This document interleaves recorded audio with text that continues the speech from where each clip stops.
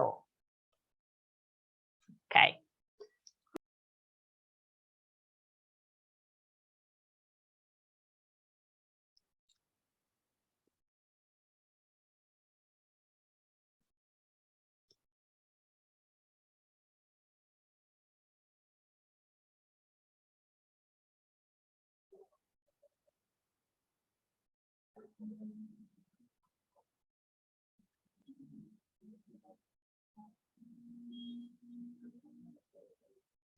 Welcome to all. Bienvenidas, bienvenue. We are going to start, so just choose your language down below. Estamos casi empezando. Pueden seleccionar el idioma abajo. Vous pouvez choisir la langue. We are going to record this meeting. So if you don't want to appear with your camera, you can just stop the camera.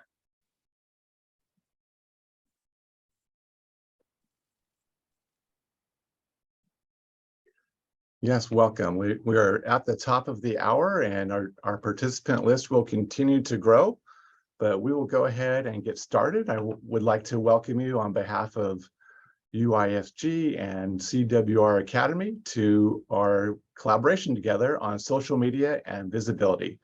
My name is Robert Cogswell, and I'm the Director of Communications for the Sisters of St. Joseph of Orange and a member of the Education Committee for CWR.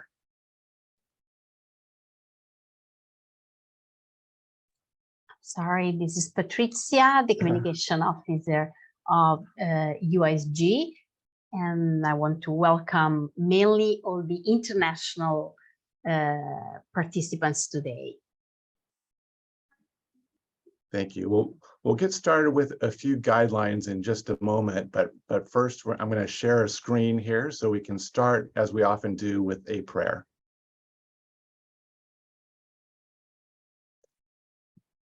Loving and gracious God, lead us to nurture relationships in the digital space in ways that honor you and are uplifting to our sisters and brothers.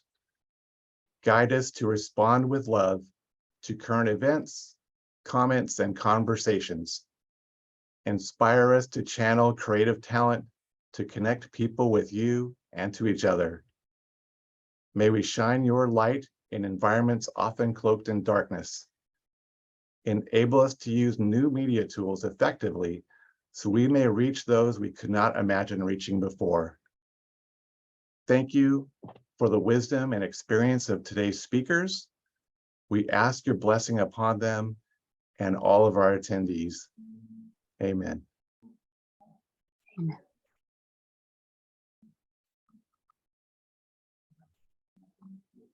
Well, we have a few guidelines to share with you first. Many of you have done this before. I'll go ahead and let Patricia take the next step. Thank you, Robert. This is just to inform you that we are recording the 3 languages available, which are French, English, and Spanish. And from tomorrow on, you will find it in the YouTube channel of the UISG and CWR. The speakers will be featured obviously on the screen, but at the time where we're able to ask questions that you made appear on screen briefly, you can ask questions via the chat or the Q&A feature or in the comments. We will begin with our panelists first, yet there will be time dedicated to answer your questions after our presenters have shared their information. Patricia will also be listening and helping facilitate dialogue among attendees and our panel. And as you've already heard, the webinar is being recorded for later viewing on CWR's website, as well as UISG's YouTube channel. So as we get started, I'd like to introduce our panel. We are welcoming Elizabeth Powers, who is the Electronics Communications Manager from the Congregation of St. Joseph in Cleveland, Ohio. And Laura, hopefully I can pronounce your name correctly, Laura Mor Iriarte, Director of Portal Catalunya Religio in Barcelona, Spain. And Sister Oriane Dick, who's the social media coordinator, who's a Canadian daughter of St. Paul in the province of the United States and Canada, but serving in Boston, Massachusetts. And she will be talking about TikTok and the gospel on the digital continent. I love that title. And you may have seen her on featured BBC World News, How Religion is booming on TikTok and Instagram. So as I said, we will try and share, we encourage your questions and conversation, but we're going to focus on our panelists first. And we will start with Elizabeth Powers. Thank you so much, Rob, and thank you everyone for being with us today. I am going to share my screen with you all and share just some clips today. What I'm going to be sharing is some information about best practices for social media, specifically Facebook, Instagram, and Twitter. And also what to do when things go wrong, right? How to prepare for problems that might come about from using social media. So as we said in our prayer, social media is another place for us to build community, as sisters have been building community for years. By taking part in social media, we're situating ourselves in these places of community and building relationships with others. And showing the good work of sisters, associates, and partners in mission from all over the world. So for my purposes today, I want to just give a few statistics about why we use what we use for social media. So for Facebook, 1.62 billion users on average visit Facebook every day. So just under a quarter of the population of the whole world. Users aged 65 and older are currently the fastest growing population in the US on Facebook, but 84% of US millennials are still on Facebook, and it's still the largest social platform among consumers and marketers. So even though I've heard some people say they no longer think Facebook is relevant, we really at the Congregation of St. Joseph believe it's a good place for us to be. Our best, largest number of followers currently is there. We have about 8,500 followers on Facebook. And a large percentage of our sisters use Facebook and not any other social media. So for us, it just makes a lot of sense to continue to be on Facebook. Twitter has 211 million daily active users, which is a number up from last year. So Twitter continues to grow. Currently, 18 to 29 is the largest age group, and it's still known mostly as a place to share about events or breaking news, which is still how we use it today with the congregation. And then Instagram, 2 billion monthly active users still on Instagram, and the largest age group is 25 to 34-year-olds, and with 18 to 24-year-olds being close behind. It used to once be sort of the hip platform, and there are less teenagers on it now, but it's still a younger audience and a really great place to be while you're trying to reach younger people.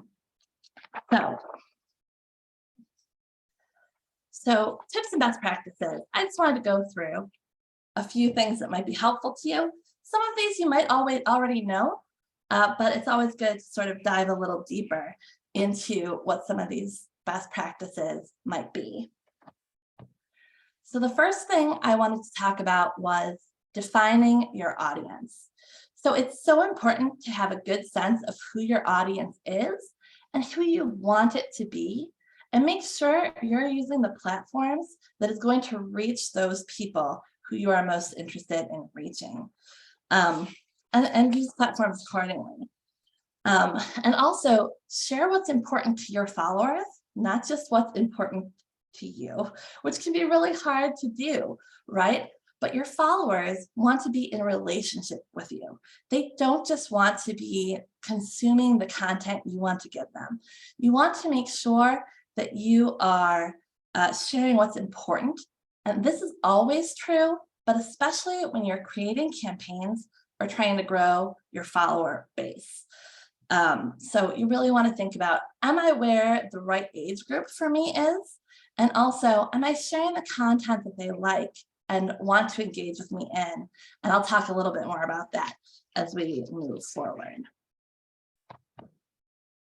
So creating content, some tips here. As I think most of us probably know, photos and video are just always going to be more successful than just putting out comments in word form or in links. You know, make sure you're using really good quality photo and video whenever possible. And when using links, statistically, links get the least engagement of all posts.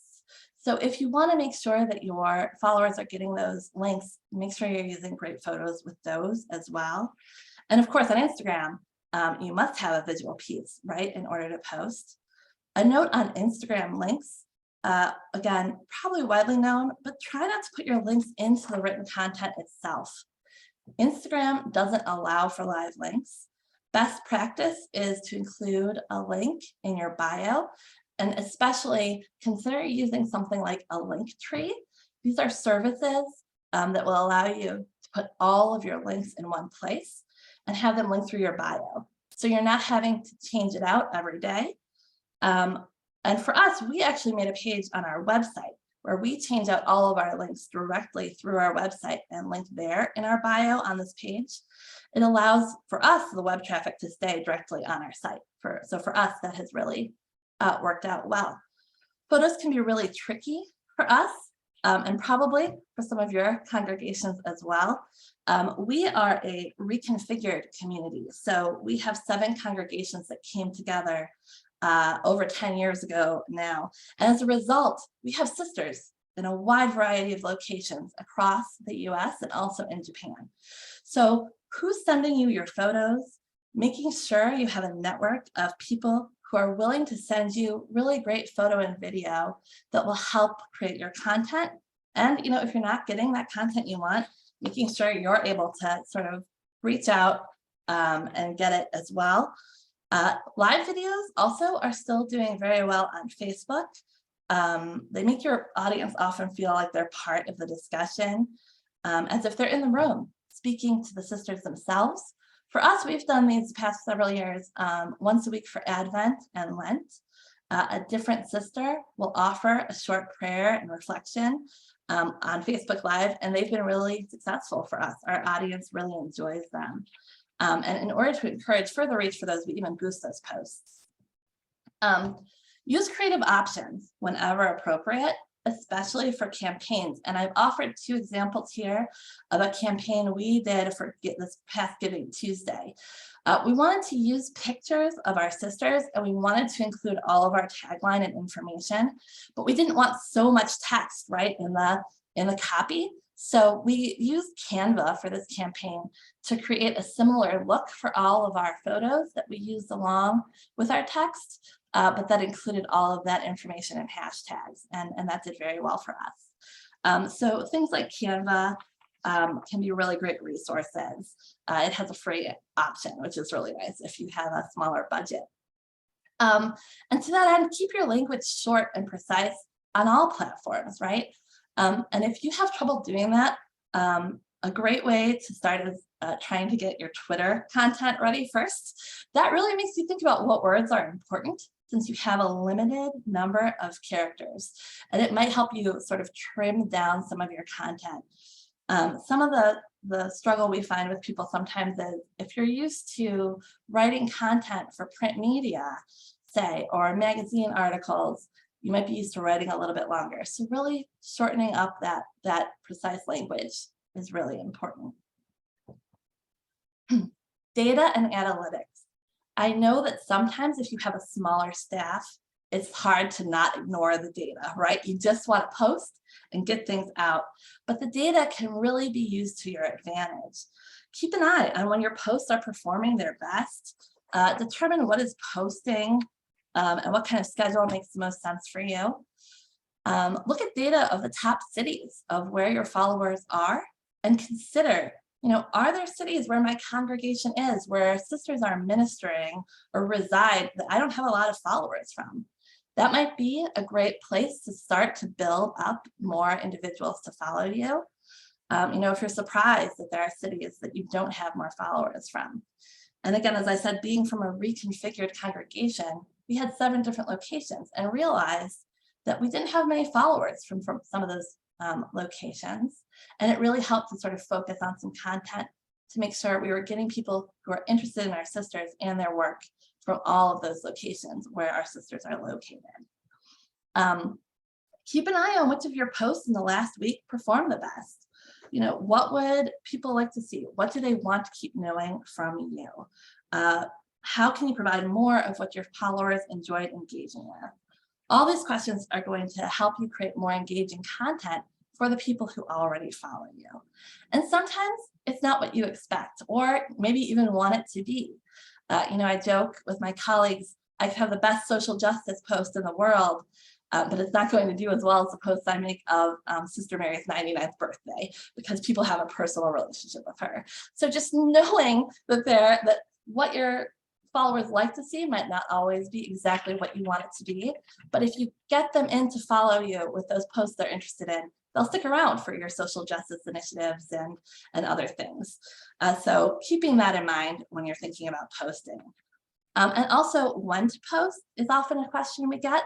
And it really also can depend on your personal data. Many studies have been done on this, but often, you know, they'll say something slightly different. And we found the best way to determine what time to post for your community is most likely going to be told by seeing what posts do the best depending on your personal time. For us, a time based upon a study isn't always helpful either, because again, we have sisters in many time zones. So rely on your personal data, see what's working best for you posting wise, and that's going to really help you post at the best times for your audience. Just a little quick about posting content. If you don't already, make sure you have a posting calendar and know your strategy ahead of time of what you're hoping to post. Especially if you have a smaller staff, having a calendar and remembering what your goals are of what you're planning to post can really help and be effective and make sure nothing slips through the cracks. So for example, for us, we aim for what we call is the rule of 25%. 25% of our content is stories about our sisters and what ministries they're doing or what they're up to right now. 25% is about our ministries and what our sponsor ministries and schools are currently engaged in. 25% is about our social justice issues. And 25% is prayer or other Catholic content such as feast days. And so having that percentage in mind as we're going through our calendar is really helpful, not only to me as the person who does most of our social media, but if anyone else has to pick it up for a few days, you know, knowing what our plan is and what our strategy is ahead of time makes a really big difference. Also, you know, scheduling out your social content is so important and so helpful. Again, especially if you're, you know, in a smaller office. Knowing that you might have to pivot and change things every once in a while that you've already had scheduled out, things come up. We all know this from social justice issues arising to other events happening. But making sure you schedule out all of your social content is really key and can really help keep you on track with your strategy. You can use external posting options like Hootsuite or Buffer, or you can use the platforms themselves. Facebook Creator Studios allows you to schedule out Facebook and Instagram, and it's nice to have it in one place. Whereas you can, you know, of course, schedule out tweets through Twitter ads. If you aren't looking to use a paid service, there are options. For Instagram and Twitter, use hashtags when they're relevant. Make sure you don't use too many, but enough. I believe for Instagram, best practice is currently 3 to 5, they say. And hashtags are really how people find trends or topics that they're interested in. So if it makes sense to you to use those hashtags, they're going to be important on Instagram and Twitter. Make sure to tag other accounts when appropriate.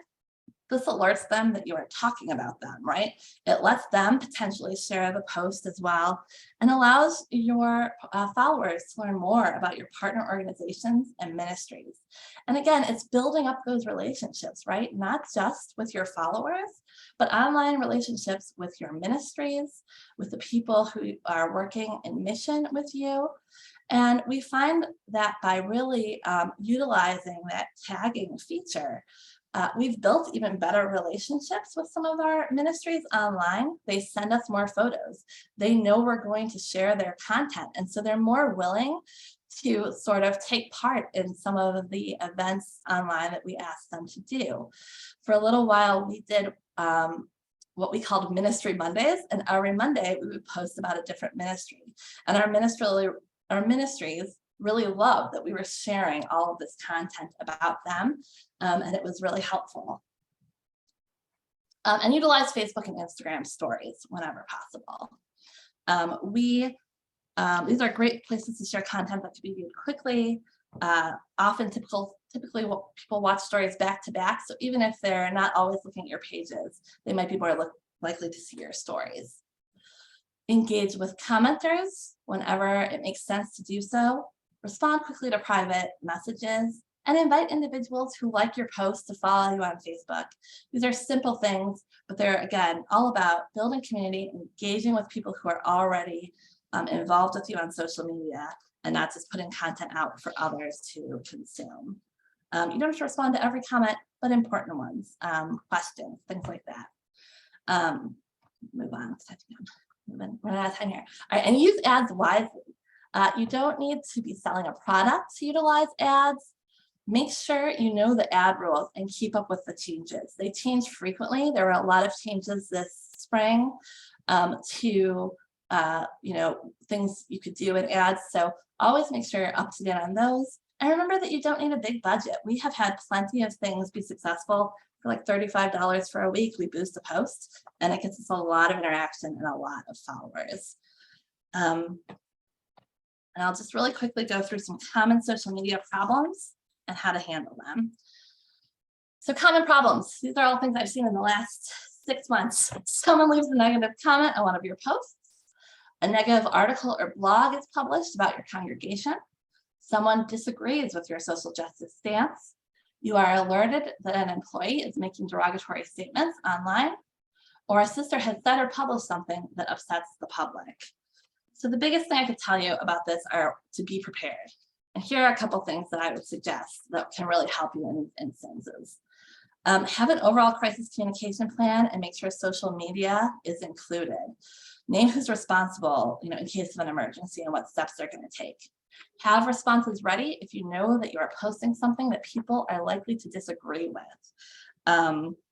This is especially true of social justice issues. We've gotten negative responses for things like, we speak out about gun control. So be prepared if you know you're posting something like that. Know any social media rules outlined by your congregation or HR. We have a section in our employee handbook. Should a problem arise, I know who to contact. I know who else to contact in your congregation if you need to. If questions sometimes arise from maybe an archivist or your leadership team might need to get involved. It's so important to respond, not react. Make sure you know what you want to say and how you want to say it before you respond to any comment. Social media can be divisive, but we work really hard to interact with our followers, but it's important to keep your head about you and not react to negative comments. Know when you don't have to respond. Sometimes our silence can speak as loudly as our words. Know who's in your corner and also who may cause problems. Sometimes we have followers respond for us and they can say things we would never be able to say. I've had people respond and say, well, you clearly don't know the Sisters of St. Joseph if that's your comment to this post. And then I don't have to say anything back. It's great. I love when that happens. And know the difference between deleting a comment and hiding a comment and use those features wisely. We really try to be respectful and have respectful conversation with others. So we try not to delete anything or even hide it unless it's really disrespectful or uses inappropriate language. So use those features sparingly to keep that communal feel around your pages. And lastly, pay attention to what is being said about you online. Use Google Alerts or any kind of social listening tools wisely so you can be prepared if anything is coming up about your congregation that you might need to be prepared to speak to. And that's it from me. I hope that's helpful, and I'll be happy to answer any questions at the end with everyone else. Thank you. Thank you, Elizabeth. I'm sure there are going to be questions. There are a few that are already popping up, so we'll catch up to you in a little bit. Before we move on to Laura, I did want to just mention, and if you're not following the chat, go ahead and take a look there. Brian is popping in different links, as he often does, into the chat that are useful resources. Also, as we move to our next speaker, if you're following in English, and our next speaker, Laura, will be speaking in Spanish, so go ahead and use that interpretation button so you can hear that, be part of the international community. So thank you, Laura. Welcome, and please take it away.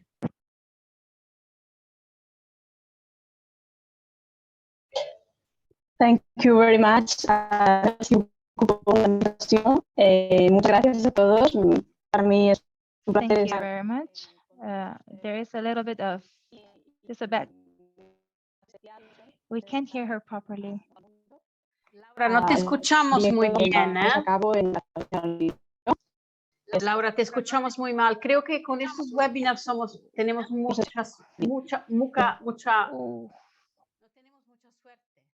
We are a bit unlucky. It's not the first time. We always have this problem. This Spanish speaker is always having difficulties. Laura, we can't hear you. Your connection is breaking. I'm sorry. We can't really hear you. Unfortunately, this is happening. I think we can continue with Oriane, and Laura, if you can move in another place, because it's impossible to listen to you. So please move in another place. Hopefully the connection is better and we can continue with Oriane.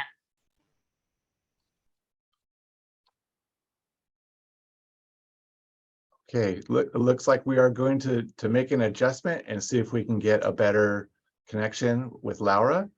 So fortunately, we have another wonderful speaker. I'd like to welcome Sister Oriane Dick. Hi, everyone. Can you hear me okay, Robert? Yes. Awesome. Okay, hello. Hola, bonjour. I was asked to talk to you all about TikTok. And TikTok is a very interesting kind of new and upcoming platform on what Pope Francis has called the digital continent.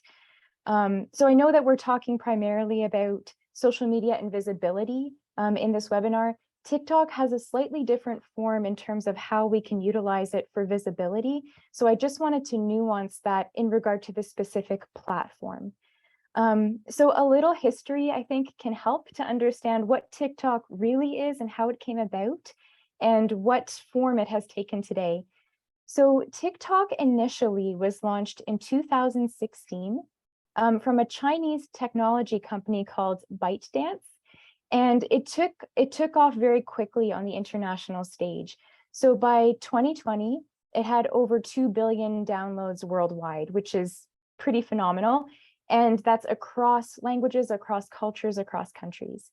When TikTok first came onto the scene in North America, it got a lot of press in the newspaper because the FBI in the US was very concerned about how data was being collected from people's phones who chose to register for TikTok and what it was being used for. Those concerns have never been addressed. The younger generation just straight up didn't care, so they continued using TikTok. But it is, I think, just an important thing to keep in mind in terms of social media security and online security in however you choose to use your ministry on social media. It is very interesting to note that I think Elizabeth had mentioned earlier that Instagram was once kind of like that hip, teenagers were on it, and then they shifted as older generations started to join Instagram because they kind of wanted their own space and they moved to TikTok. So what we call Generation Z in North America, that's people born from 1997 to 2012. Kind of like the upcoming generation, they are now getting into their early 20s. That generation migrated to TikTok. TikTok has a lot of advantages in that it's a very short video sharing platform. So the videos are usually a minute at the very, very most. I even have found, I'm not Gen Z, but I have found myself kind of getting bored after 30 seconds. Like, I don't know if I want to stay on a video anymore, because it's true. These videos do start to shift your attention span and what you expect as to how information is shared. So the videos, because they are so short, they are very concise. They're often very witty. They're very engaging. There tends to be either a lot of movement or a lot of sass or a lot of personality to keep someone engaged for the short amount of time that the video lasts. And then along with the video, there's a very brief amount of characters you can use to describe the video in a written form if you are the creator of the video.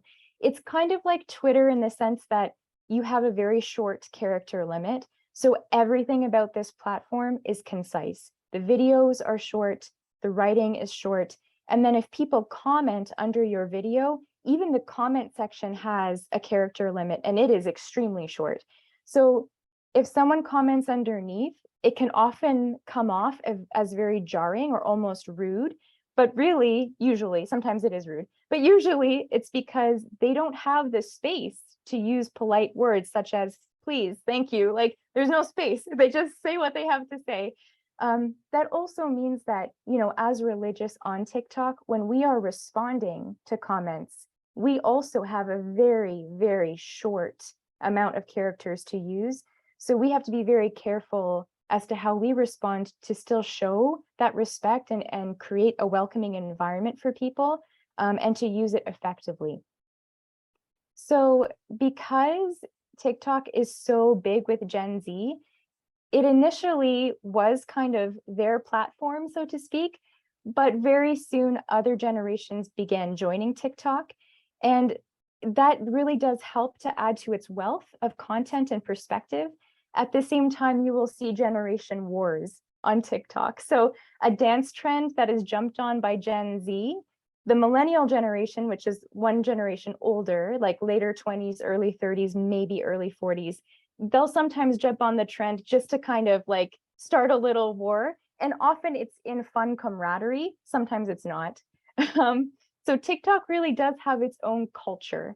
And because everything kind of evolves so quickly, if we choose either as individuals or as a collective ministry to use TikTok, it's very important that we have the ability to kind of move and evolve with that culture and to discern how best to communicate in a way that will be understood by the people on TikTok. I kind of like to think of TikTok as its own country on the digital continent with its own language and its own culture. And if we can begin to understand it that way, we can kind of come to an understanding of, are we being called to be present on this particular platform or in this particular country, or is the Lord calling someone else who is more equipped? We may answer yes, we may answer no in that discernment with the Spirit, but it is a very important question to ask. The unique thing about TikTok is because of the way it was established, it is not meant for things like advertising or like sharing an upcoming event or project. For longer stories or witnesses, it's not meant for that. And there's absolutely no patience for it either when people try to test the waters that way. So it is very important to be able to work with the system. There is a religious presence on TikTok, for better or for worse, across various religions. So you'll see very beautiful and powerful Christian, Muslim, Jewish, Buddhist presences on TikTok. You'll also see like a huge rise in witchcraft and, you know, how to use tarot cards and things like that. So it's good to know that these are things that people are engaging with. And often it's actually the same people who engage with all of them because they have a spiritual interest. So they're looking and they're testing and they're, you know, it's like a buffet. They're like sampling to see what takes, so to speak. As religious on TikTok, it has been very important for us as Daughters of St. Paul to create a space where people are safe to ask questions or to challenge one another or to discuss things. And as Elizabeth mentioned for the other platforms, that does mean we have to be very discerning in what comments we allow to stay up and what comments we do not. TikTok tends to get a lot more hostile far more quickly than any other platform. So we use the delete button and the block button far more liberally than we do on any other platform because of that. So we'll often have people attacking each other in the comments that has nothing to do with the video that was posted. So for example, in the last video that we posted that the BBC covered in their coverage of us, it was a video about prayer.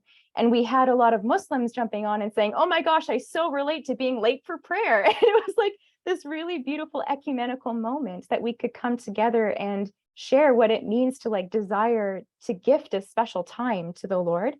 And then of course, people are jumping on like criticizing Muslims, attacking that particular religion.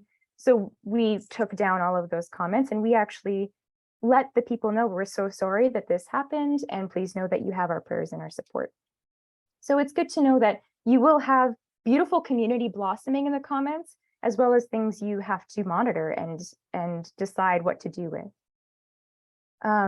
It's also been neat to see how various Catholics have kind of come onto TikTok in very different styles, which is good. Because TikTok relies very heavily on trends and humor, it's really cool to see people taking that on in a way that has been discerned. A lot of trends are not appropriate for many people to jump on, let alone religious, but some of them are really, really fun. So there are some dance trends that like you could very, very easily, modestly not have to worry about anything and participate in.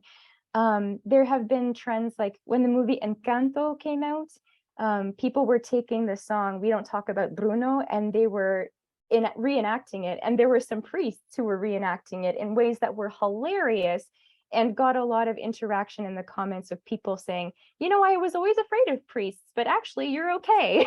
So that was really beautiful to see.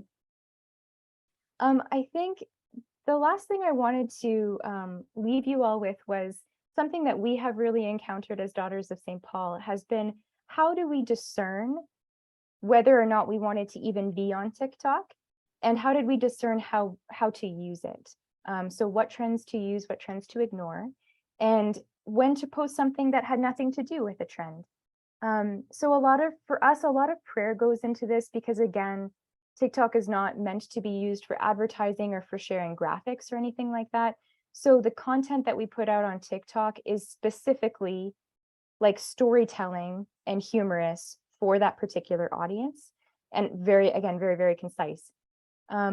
So one of the things that we've really had to ask ourselves is, what need of humanity, as our founder puts it, what need of humanity do we see that people are really hungry to be fed for, that is present on TikTok? And are we being called to meet that need, or is someone else being called to meet that need? One of the needs that we have noticed that we do feel called to respond to is the need for prayer and the confusion of how to pray. So those are things that we've been putting up videos that just kind of hint at it, so people have an opportunity to talk about it with us in the chat. Another thing is, do we have the ability to communicate authenticity, which is very important to this particular crowd, in a way that they can understand? And how much sharing is too much sharing? So that's kind of a balance that we want to discern on TikTok, because they want to see They want to see you in your real life. They want to see you as a human. But at the same time, we all know that any human needs boundaries, and not everything should be shared in public, even just for our own integrality. So that's something we've kind of, walked the line on. Another one is, how do we take preventative measures for security concerns? So how do we make it clear that something is coming from us? And how do we protect our own content? Because TikTok does have a feature that allows people to take your videos and reuse them however they want to. And in some cases, that's really fun. And in some cases, it's absolutely disrespectful. So we're very careful in how we allow people to use our content. And I guess the last one would be just kind of monitoring those cultural changes and those cultural needs that exist on TikTok. And seeing again, where is the Lord calling us to speak, and when is he asking us to be silent and to wait for him, So yeah, I would say that, like, because of the generational reality, it is very important, if you choose to venture onto TikTok, make sure that you have a sister who's running it who understands cybersecurity, who understands, as Elizabeth was saying, like the idea of a crisis response kind of thing, and who is also able to check in with a larger group of sisters for inspiration, for accountability, and to get ideas for content that can be shared authentically. So I hope that's helpful. And if you want to look up some really fun Catholic accounts, I put some links in the email that I sent to Rob if you want to get some inspiration. Thank you so much. Gosh, I'm already learning a lot, and I'm glad you talked about authenticity right at the end, because I wanted to ask you about that. So what I'd like to do, though, we are getting questions in the chat. Again, please pay attention to the chat as we're adding links there and so forth. But first, I'd like to see if we can check in with Laura to see if we were able to get a better connection. Yeah, Robert, what we'll try with Laura, we have just a small technical problem with the interpreters. So just we need 1 minute to restore the interpretation tool. So Sister Therese will help us to do that. Okay. In the meantime, we can check the chat, and I invite the two speakers to read the questions, because they are very precise. Laura, I hope that you can connect well now. We will try in 1 minute. Well, why don't we do that? Why don't we ask a question for each presenter? And you know, there was one question I think directed toward Elizabeth about actually from Marcia. Hi, Marcia. About strategy that brings the greatest number of followers to Facebook, Instagram, and Twitter. Yeah, but don't answer now because we don't have the interpreters. So just a second. Okay. We can do that later. I'm sorry. Okay, I'm sorry, I Just misunderstood. just wait for Therese to tell us if it's okay. Okay. We want to remain inclusive. So bear with us for a moment. Thank you.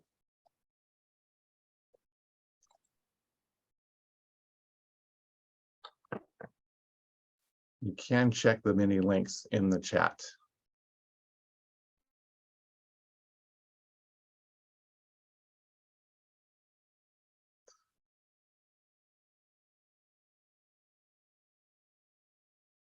One thing to add while we're waiting is that if you have other questions that aren't answered during this webinar, that you can connect with the speakers afterwards and they will respond to you. Thank you, Robert. We are ready. Laura, ¿qué tal? Vamos a intentar, si no, tenemos que dejarte. Okay, Laura, let's try once again. If not, we're gonna have to leave it. Can you hear me? Yes, I hope yes, and let's hope that it just keeps working. Let's hope, yes. Okay, well, thank you. Thank you for your invitation. Thank you for having me. I was asked to tell you a bit more what's the work that we do in the communication project, which is a journalistic project that we are carrying out with Catalunya Religio. So I'm going to share my presentation now.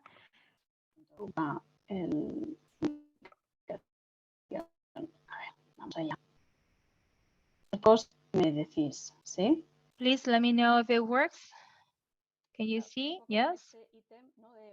So following this same trend about how to work and use social the networks so that we can get more visibility. So this is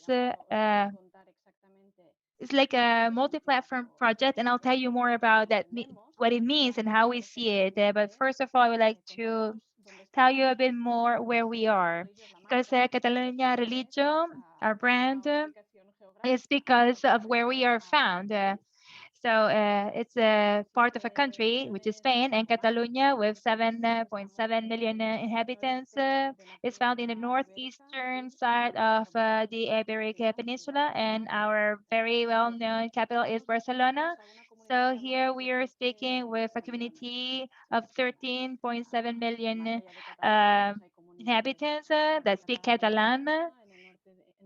as well as people living in the northern side of Italy, southern France, and other parts such as Andorra and small countries which are quite close to us. So they are also our users. So for you to have an idea about our community, which has a very important presence, Wikipedia, which is a very known encyclopedia,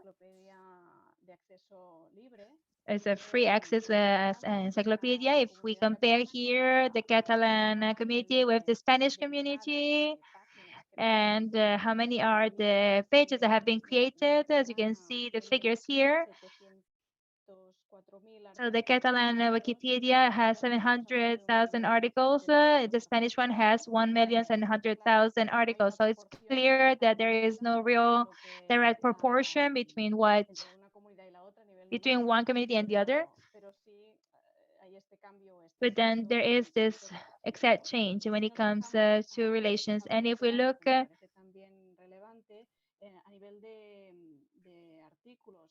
at the number of articles that have been published, and also looking at the quality and the links that are connected to those posts, then obviously you can see that the figures might not be actually be as high as Spanish, but then the positioning is quite good. This is just for you to understand where we are in our situation. So from a religious perspective, we start with, this is our initial data that we use. There's a 70% of our population that somehow identify themselves with some kind of religious confession among the people from Catalonia, 58% in Catholics.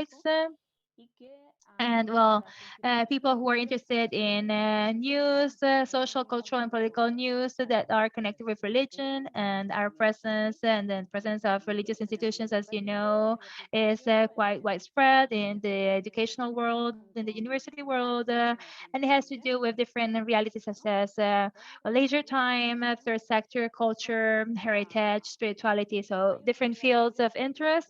And there's a special interest that I would like to share with you, which I believe is very important when it comes to our work, which is, and for congregations as well, is which is to tell you how we've worked and how we've managed to create such a special communication mean that has had such an audience, and that it's a leader also for other professional communicators and that apply our same criteria. So we have some kind of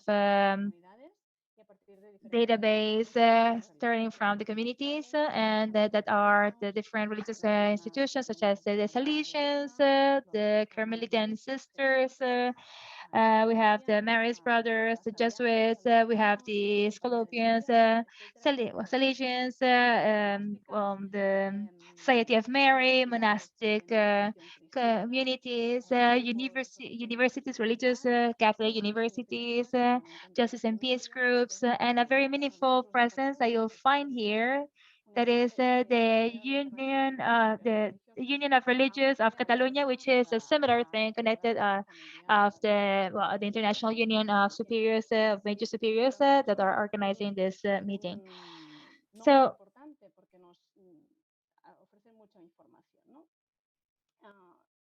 So those are very important numbers because they are offering quite a lot of information that we can use. This leads to the creation of a website that certainly today we are showing with a new format. So if you access Catalonia.religio, you might think that something is wrong, but actually it's because we're just doing a few trials because we are born as a web page, but then for us it's really important to give importance to what we have here in the upper part of the page because we have here articles and we have also podcasts. We are present on Facebook, Instagram, Twitter, and we are using different formats and we are collecting different kinds of informations. And we've also started experimenting with TikTok when we were looking at how to use this reality. We were looking at the different items and we're also we're thinking how we can actually think of using dissemination, also to use the tools to share what you have created or what you believe in, because you might have created something that you believe is marvelous, a great content, quite rich and deep, but that might not be known by anyone because nobody's going to click on it or nobody's going to be opening it, or maybe because nobody just comes to our page. So before I tell you how we work, I would like to tell you which are our 4 pillars or how we understand communication. So one thing is that the value of the hub, I mean,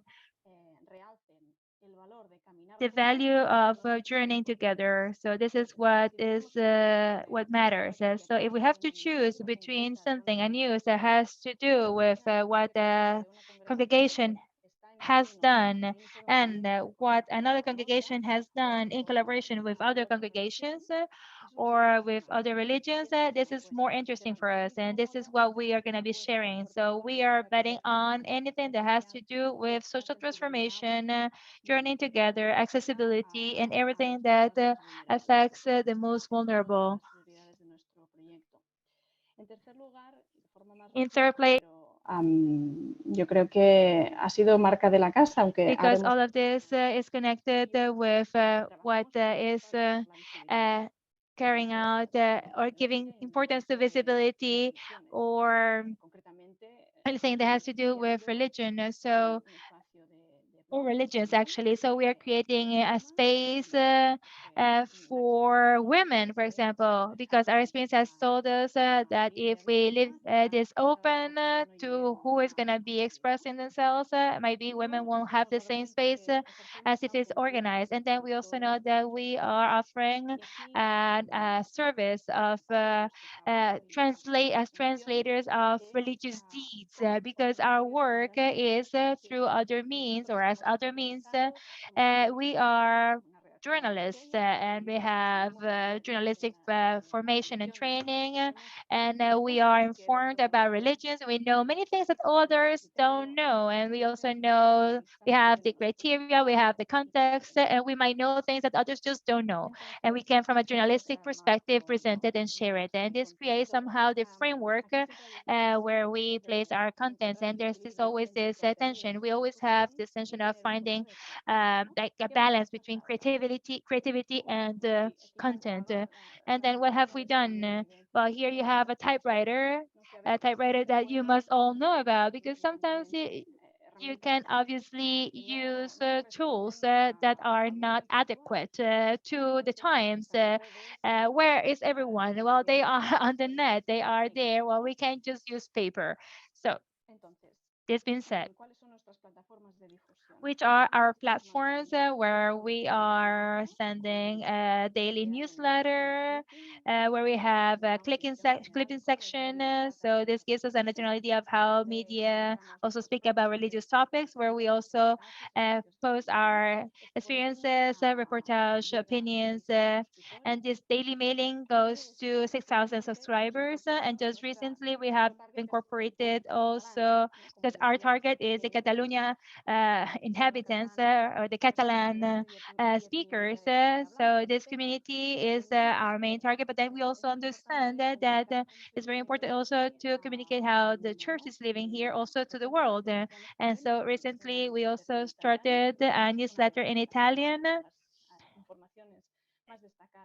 with very clearly highlighted news, 3 or more, not many, that we believe important, and then a few in Spanish, so that we can identify elements that we believe important, and we share them those other languages so that we can reach to a Spanish, a much greater Spanish-speaking community. We also have invented a paper edition that actually is limited, but we believe that it's still being used. And this allows us also to reach out to places where they wouldn't really know us. So we have 20,000 copies being sent out to community centers, social and health centers. We send it also to all those who support our project, which is a free project that is just supported by donations. And we also send a copy to people from different institutions, schools, communities, religious communities. So it's just a copy that we send out that they receive in their homes. And this is a project that is possible because between the daily newsletter that we send out by emails, every week we create a PDF, which is like a summary with the highlights. And with that summary, we've managed also to add a few pictures so that it's much more visual. So as we said, well, what do we use? Well, it's important, as we have been saying, that everything that we create has different or uses different channels to reach out to those persons we want to reach. And well, the more we use them, the more the success. We are on Facebook. Here we must say that the strategy that we're using, at least when it comes to publishing, mostly what we publish are automatic messages or contents. I mean, we are aware that it would require more work to do this, but then at the moment, the most important news are just shared on Twitter and Facebook without us having to create them. It's just automatic. If we were to uh, speak about something important, we're going to be doing that live. But then basically, there is some basic work that can be done automatically, which doesn't need much work. We're also present on Instagram. And here, our communications are manual. And then we also are on YouTube with our own channel. YouTube is actually very useful, and it's important to keep it in mind because it's the second research engine in the world. Well, Google is the first one, but then YouTube is the second. When someone is looking for live witnesses, for example, of religious life, well, many go here, and many congregations have told us that they've had or received new vocations thanks to YouTube. People who found someone, some storytelling on the network and the web, and then that's what led them to them. So, and then we also share our news on WhatsApp and other means that might be of special interest. We have created a list of subscribers on WhatsApp and one on Telegram that are working quite well, which are really used by us, by our subscribers. And it's like one of those news that you send out without making too much noise. It's just a link that you send out, and people can just click on that, on those highlights. And as I said, we also have podcasts. The podcast philosophy is for us to gather as an office and to put together the highlights of the week. And then here there's an exercise, the exercises of thinking, what needs to be elaborated, but then but here is to give a new life to the content that we've already created on the web, and that can have a longer life by giving them an option and a chance to reach the audience that we are aiming at. And with this, I conclude. I would like to say that during the lockdown, thanks to the fact that we have our presence throughout all these social networks, and then thanks to the fact that we have congregations supporting us, and thanks to all this presence, it was possible to create a documentary during the lockdown, identifying what was the mission of the church during the pandemic. And concretely, we were all locked in, and the social media were actually our thing. They were the space where we were all on, and that's where we focused. And this documentary is now public. It's a half-an-hour documentary with subtitles in 3 different languages, English included. So you can look at it. And the experimental area that we are working on is TikTok, because in order to be present in TikTok, we can't just expect the world to make an effort and understand our language, the religious language. We need to work on ourselves in order for that language to be understood. But at the same time, we understand that we can't just um, empathize with the youth if we don't understand their language and their needs. And TikTok is part of our experimenting technique, and we have a person dedicated to it, and we'll see what will be the results. At the moment, we are just there telling about religion, telling things about religion, and this is how we're using our social media. And one last thing, on my side, I have my email here if you have more questions. I hope that you've managed to follow and to hear me, because I couldn't see you actually, but I hope that it was clear because I had the screen on. So I hope that everything was fine. Okay, yes, so we heard you very well, Laura, said Patricia. Okay, so I am done. Thank you for listening. Gracias, Laura. Thank you. Since you finished with TikTok, maybe that's a good question to move to for both of you. How do you present yourselves as authentically in that space when maybe you're an older generation and you're kind of new to the platform? How do you kind of present yourself authentically on TikTok? Robert, may I just suggest to leave to take some other questions and to leave then, because we have just a few minutes before we close, and we can leave again the floor to the three of our speakers and to recuperate some of the questions that are in the chat. So I invite Elizabeth, Oriana, Laura to read that. And also, I have another question to add to the three of them, which is the issue of engagement. Because the social media is based on engagement. So how are you able to build and to nurture the engagement of your audience in the social media? So if we can give the 3 minutes to the three of them just to comment and react also to the others' testimonies after listening the three of them. Thank you. So I will open for the. Oh, sorry.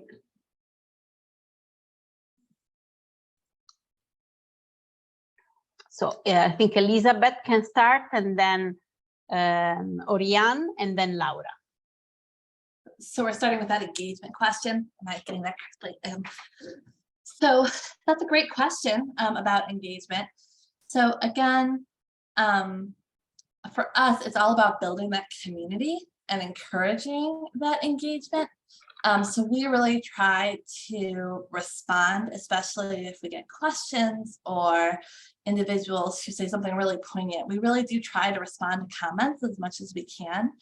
On things like Twitter, we try to engage with people we follow as much as we can, to be part of conversations that are happening. Say if something big happens about the death penalty, because anti-death penalty is one of our things, we really try to retweet and stay in those kinds of conversations and encourage people to engage with us in those ways.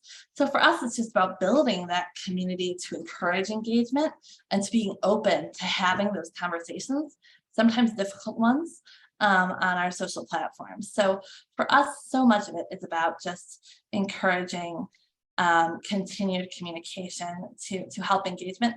And I mentioned, I know, we do use some ads if we think that we need to be like broadening our engagement to a wider audience. Sometimes we will boost posts as well to encourage a broader engagement. So that is another strategy we use. Thank you, Laura. Oriane, would you like to comment, react?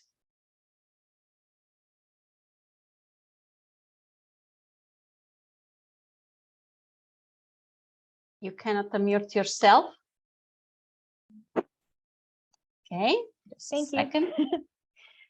I think two of the things that we have found effective is bringing that authenticity that Robert was referring to. So really being able to show people a degree of our vulnerability and a degree of our struggles and how the Lord has brought us through them. Because I think a lot of people do have the idea in their heads that people who are religious because they have never suffered, or they are religious because they are angry and it's an outlet for them. But what we desire to show is that our joy comes from a peace that has been gifted to us in our struggle and in our suffering. And that means a lot to people. A lot of our community has formed around conversations about that. The other thing is some platforms have a very fine-tuned algorithm, and that algorithm, it's not our law. We move with the Holy Spirit, but at the same time, when it is possible for us to take advantage of the algorithm without it, changing our decisions, it's good to take advantage of the algorithm. So if we know that at 4 p.m., let's say, it's the best time to post, or if we know that using a certain audio will kind of boost the algorithm's ability to share that video or put it in front of people who don't already follow us, then those are decisions we might make if they don't change the reality of our content, or if they don't negatively affect the person in charge of posting and monitoring it. So those are two that I would add, yeah. Thank you, Rian. And I'm aware that Laura's experience is really actually different from the other two because it's more a magazine. So Laura, how do you react to this issue on engagement? What are the difficulties that you have?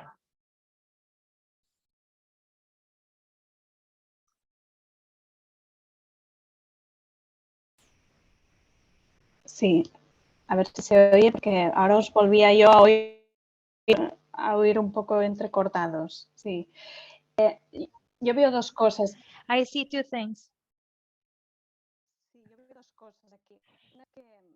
There are two things. Yes, I apologize. She says I couldn't hear properly the question because the connection is a bit bad, but it has to do with, she's breaking a little. It has to do with daily life and how to.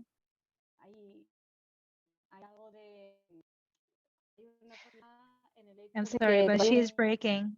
The connection is really bad again. I can't really hear her. I apologize, but I can't really translate that. Laura, no te escuchamos. Lo siento. It's not working. I'm sorry, Laura. It's very difficult to listen to you. So I think I'm sorry for that. If you want to say something in the chat, you can do it in English, so perhaps the majority can understand. I'm also aware, and I want to beg your pardon, that we had a big problem with the French translation. We don't know why we couldn't solve, but we will make available the French translation of the video in the following day. So I'm very sorry for the French speaking person, but we will do our best. So thank you very much. I will leave Robert the floor for the other information. Okay, well, thank you for joining us, and we're a little past the top of the hour. There are other questions in the chat, but we have these resources to share with you afterwards. And if you haven't had a chance to have a question answered, if you see in the chat, all of our presenters have offered their contact information, and you can follow up with them there. So in the meantime, I do want to thank each of our panelists. Wonderful presentations today. Thank you so much. And also to our interpreters and specialists behind the scenes. It's difficult to broadcast around the world in multiple languages, and appreciate all of your efforts very much. We do have another CWR and UISG collaborative webinar in October on crisis communications. That's October 19th. You can look for the recordings of this content today on CWR's website and UISG's YouTube channel, and you can expect a survey to follow as well. So again, thank you so much for joining us today, and until we see you in October, we pray for peace where you are and hope that you may find time away to restore your soul. Thank you. Thank you, Robert. I want just to add one more information that actually the USG and CWR are planning also for further formation for 2022 and 2023. And also the USG has is planning a continental and international meetings of communicators for women religious. So in 2023, we will have the first international online meeting of all the communicators for women religious. So we will have intermediate steps towards this horizon. So this is just an announcement for you, but with CWR and USG, MMI, we are really working together. So thank you very much and see you in October. Thank you, Robert. Thank you all. Thank you.